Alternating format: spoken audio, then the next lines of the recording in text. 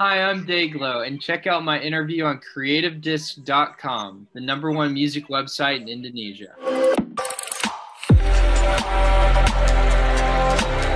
Welcome back to another Creative Disc exclusive interview, City Lovers, and with me, Lutfi. And today we are gonna talking with a musician that get viral with "Can I Call You Tonight," who sell 500,000 copies and change his sound to completely different mood and vibe into 70s and 80s vibe on his newest album called Harmony House. So please welcome our guest today, Slow and Trouble, aka Dayglow. So, Sloan, how are you today? I'm good. How are you?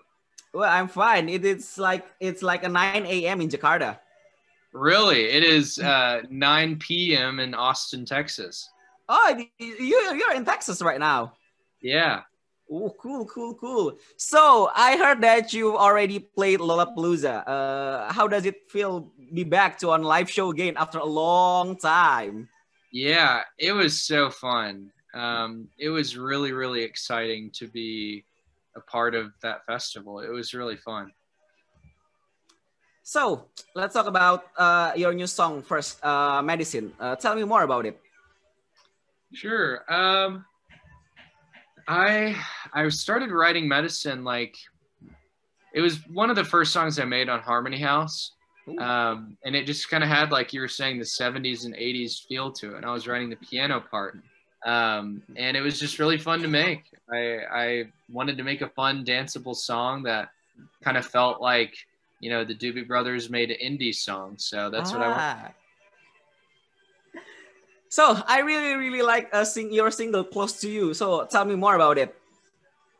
Kind of the same ideology as Medicine. I just wanted to make a really danceable song. I was specifically thinking about like Whitney Houston and her not vocals, because nobody could emulate Whitney Houston vocals. I mean, obviously yes. I could do that. But her production and like the way that her songs were produced, and other people were producing for. But I was really inspired by that like 80s synth sound. So with Close to You, I really tried to emulate that and have a fun, like danceable 80s song. I bet that your favorite Whitney Houston song, "I Want to Dance with Somebody." That is a good song. Yeah. Yeah, because you play so many 70s and 80s kitsch in your music video, and I think I can see the vibe of the 70s and 80s behind your music video. So any story why you choose that style? I just kind of like it. Yeah, I think I just gravitate towards it. Most of the music I listen to is 70s and 80s music, and I just feel like it's really fun and creative. And that's just exciting to, make now. So let's talk about your new album called Harmony House. So tell me more about the Harmony House. Yeah, I made all of Harmony House myself. I mixed and produced and wrote and recorded all of it on my own in pretty much one bedroom in my house. And yeah, I just had so much fun making it. And it's a really personal album to me. So hopefully people like it. So why it is so personal to you? Well, I mean, first and foremost, the creation of it is completely personal. Nobody else touched the album at all. I mixed it and did everything, and what people hear is completely what I did, which is really fun and exciting that I can say that. But also just lyrically, I really tried to be as honest as possible and talk about a lot of moments that I've experienced this past year about success and, growing up. And yeah, it was really therapeutic to make. Ooh, wow. So is it like any correlation that the concept that you want to bring, like a 80s sitcom soundtrack that didn't exist? Yeah. Well, Harmony House kind of started with that idea that I wanted to make a soundtrack to like a sitcom, and I just love visual things going along with music. I think it's really important to have strong visuals. And so the idea of writing a soundtrack was really helpful in the process of writing the album because I had like a visual idea, and that helped me a lot. So you blended your visual story like with your personal story in this album, right? Yeah. Because I think crying. I kind of like one track called "Crying on the Dance Floor" is like the most 80s track, with that keyboard and sax solo in the bridge. I think it's like, wow! I think it's like the most 80s song that I've ever heard in your album. Yeah, thank you. It was really fun to make. I really tried to make that one specifically like no frills, just 80s, sounding. Okay, so when I heard this album really have a big difference than from your debut album, like, isn't it? Very different, yeah. Yeah, I would say very different, yeah. And do you think like this album is like kind of growing up to you as a musician? I think so. Yeah, the way that I look at making albums is because I'm making it all myself. Every album is technically just going to be different than the last one because I've changed as a person. I've learned how to make music in different ways, and I always want to try to explore how I'm writing and making songs. So I'm not like abandoning Fuzzy Brain and thinking like, yeah, forget that. I'm going to make this new thing. It's just kind of me growing up and changing. And my next album will probably be very different than Harmony House. So, yeah. So I once read in your interview that the internet has created this thing that you said that the internet has created this thing you call false nostalgia. And there's this odd cultural moment where people in your age watch old shows or listen to music and feel genuinely nostalgic for something we never experienced. And right now, it's a huge thing thanks to YouTube algorithm, and your album does it too. So how do you think about these false nostalgia things from your opinion? Yeah, I don't know. I think it's just really fascinating to see how people are reaching back for like a time that didn't exist with a tool like the internet. It's like such an ironic thing that like we are using these tools that we're given to like reach back for times that were less chaotic. Indeed. Like it's a weird way because like that's our only way to do it. So we use these tools that we have to like remember a time where we didn't have the tools. It's a really strange thing that's happening, but it's true. And yeah, I don't know. I wanted to tap into that and like the irony of everything that causes. But how can you create this kind of 80s vibe album without you being there in that era? Because you are in the early 20s, and yeah, how can you create this? Yeah, a lot of research. I listened to a lot of 70s and 80s music, and yeah, I just love the way it sounds, and it inspires me a lot. So yeah, it's fun to kind of relive it in my version because I was not close to being born. So what's the most interesting things in 80s music, on your opinion?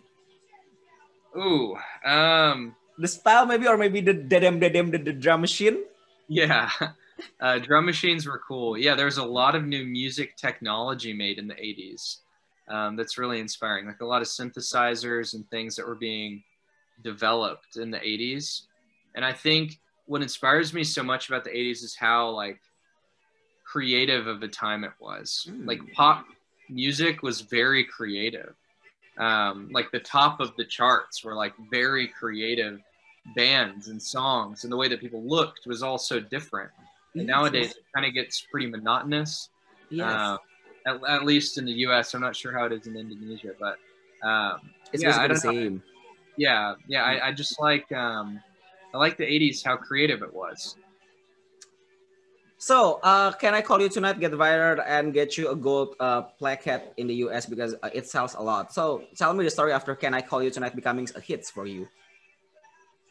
It's crazy. I mean, I made the song, so I can't say I had nothing to do with it. But yeah, I made the song, and then it just took a life of its own and blew up on the internet. It's crazy to watch it happen.